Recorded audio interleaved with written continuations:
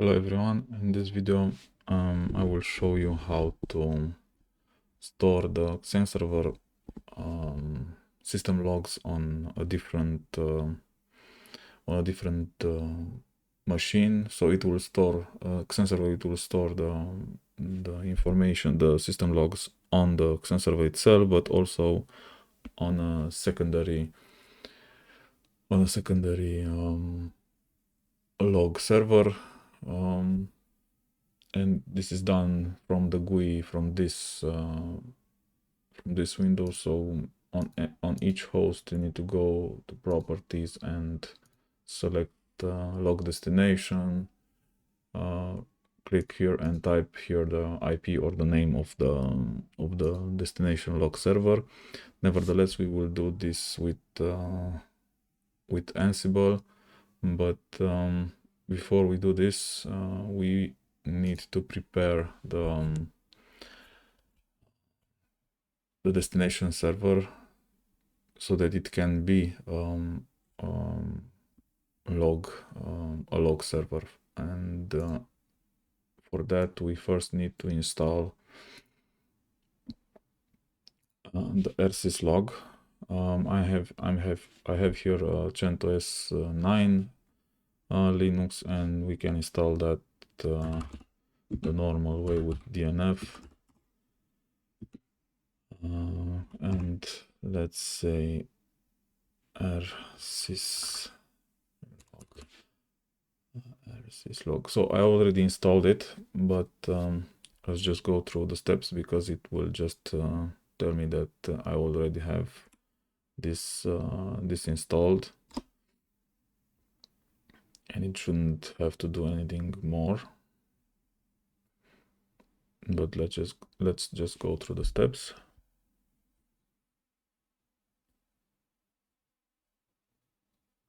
So because it's already installed, it doesn't have to install anything. It does have some dependencies, but if you install it like this, it will install everything. Of course, this can be done through an offline repository if you do not have access to the internet, and you can find that how to create an offline repository. I have a video posted about that. Okay, so let's go to the next step. After you install it, you have to enable it, of course, with systemctl, and you say enable now, and you mention the service, and after that you can just check it. Systemctl, come on, systemctl status, and the normal checking command, and it's active, it's enabled, so it is running for us. The next thing you have to do is to configure it a little bit, and you have to edit the I will use nano for this. You have to edit the default configuration, and that is stored here. Again, rsys.conf. Okay, so this is the configuration file for the syslog. This is the default, so I didn't change anything in the first part of the configuration, and the only things that you have to change, or if those configurations are missing from the configuration files, so in my case it was just commented out, and I just removed the comment, so the tag for the comment, and this is basically all you need to do. So you have to have this module for one is TCP and one is UDP, depending on what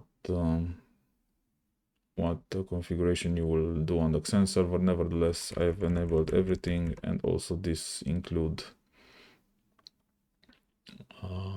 this needs to be enabled because we will create an separate configuration file, and we need this to be enabled. Okay, so this is the configuration on the remote service system log server. This will be the system log server. We can exit this now, and the next thing you have to do is to create that configuration file, so that each server that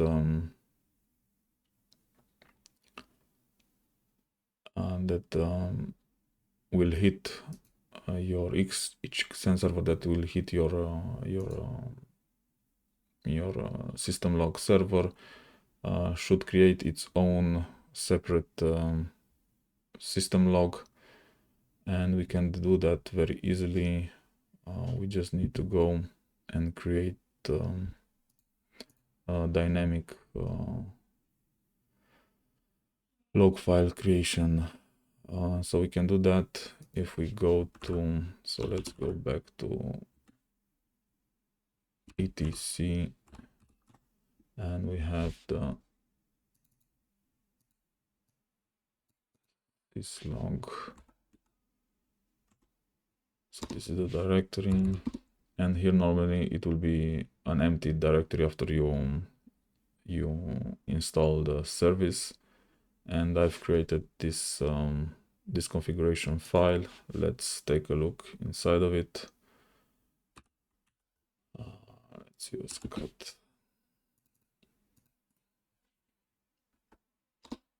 Okay, so this is all you have to do. These 3 lines. This will create for each server a file called XenServer, and then it will write the IP of the server that it's sending the logs, and it will create it with .log, and this will happen dynamically. So, and all those files will be saved under var log. Okay, let's jump here. Let's do a quick list. So as you can see, we don't have anything with the XenServer for the moment, because we did not configure the XenServers to send the files. And the final thing you have to do is, of course, create firewall exceptions for UDP and TCP on port 514. And I already done that, but let me just show you the commands. So this is for UDP, but as you can see, it's already configured, and the other one is exactly like that, but we just type TCP. This is already configured, as I told you, and the final step, you just have to reload the firewall, and you can do that with firewall cmd and reload. Okay, and I believe we can check the status with cmdb. Is this line? I'm not 100% sure, but let's see. Or is it list? No. List could not match. List all policies. Let's see, list all policies. List policies. How was it? I forgot how to list. It's not the policies. List all. Oh, let's say list all. I believe list all. List all. Yeah. Or no, this is on. Okay. So you can check here that your ports So this one, those two are configured to accept traffic. Okay, let's clear this out, and let's jump to the XenServers because we are done here on the destination server. I will let me just prepare here my command because we will grab for XenServer. Okay, so momentarily it's clean, but let's just prepare our command. On the XenServers, we will do this with Ansible. You can do this by hand or you can do this by a bash script, but I will do it with Ansible. Where is it? I should have an Ansible here. Just a moment. Okay, my server is called pxe root password. Okay, I will first execute the command, and after that I will show you the commands that are necessary. So I believe I can get there with xroll. Okay, and we have here Ansible playbook.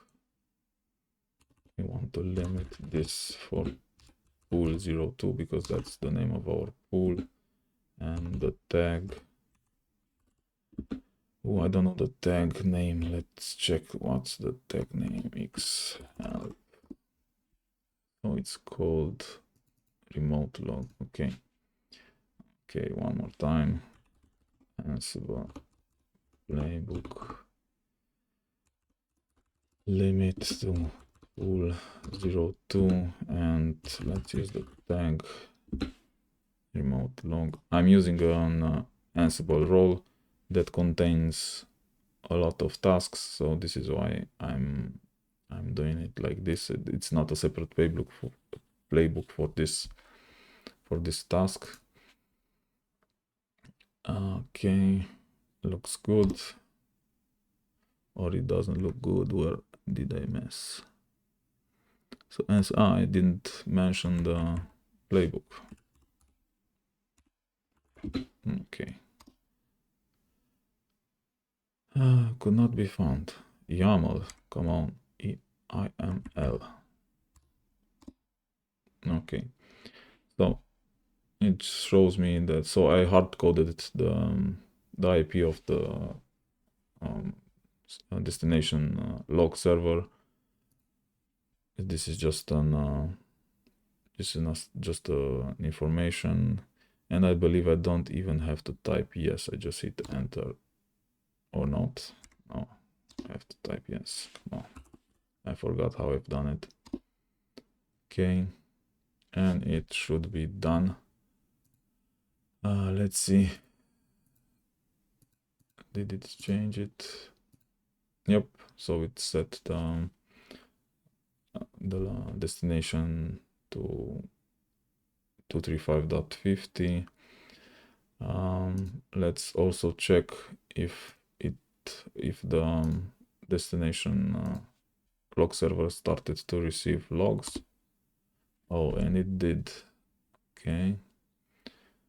Let's take a look. So this is from the pool master, I believe. Okay, so the normal stuff. This means that it is working. So the logs are also saved in the log server. And let's now just take a look at the playbook to see the XenServer commands. How do I do that? Let's do it with Studio.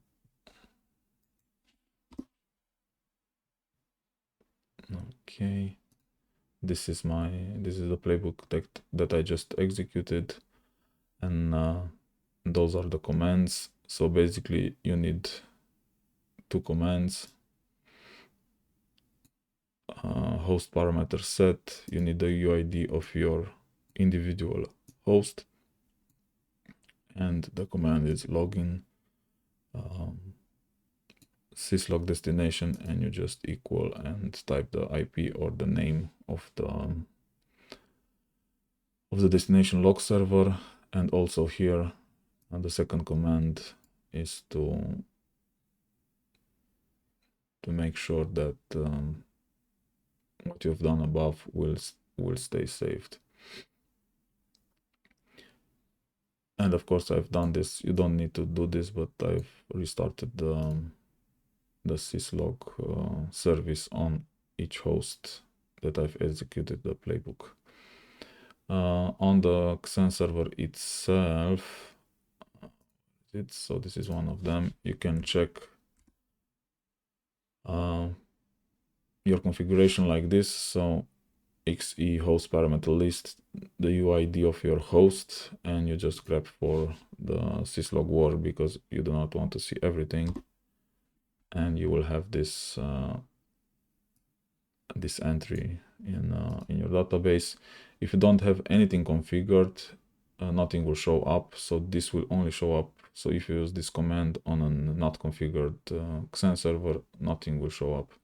Just keep that in mind. Okay, I believe this was it. There is also an article about this because I did not invent this. You just need to search for it. It's called something with XenServer logging. I don't know how it was. I found it yesterday. I wanted to show you, but I forgot to save the link. Nevertheless, those are the commands. Please test it before you enter it to production. Thank you for watching, and please subscribe to my channel if you want to see more videos like this. Thank you. Bye.